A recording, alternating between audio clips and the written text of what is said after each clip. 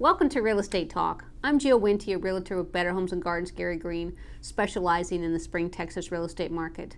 Today's topic for Real Estate Talk is what stays with the purchase of a resale home. What stays? Anything that's permanently attached to the structure. So what's permanently attached to the structure? Curtains, curtain rods, well, those are going to stay. The TV wall mount, not the TV, but the TV wall mount. Built-in stereo speakers, built-in appliances such as your stove, your oven, your microwave. But if your microwave is not built in and it's a freestanding sitting on the counter, it's not going to be there on closing day.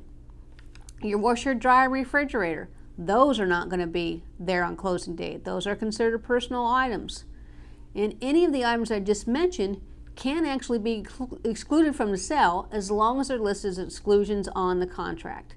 So there you have it. We wrapped up another episode of Real Estate Talk.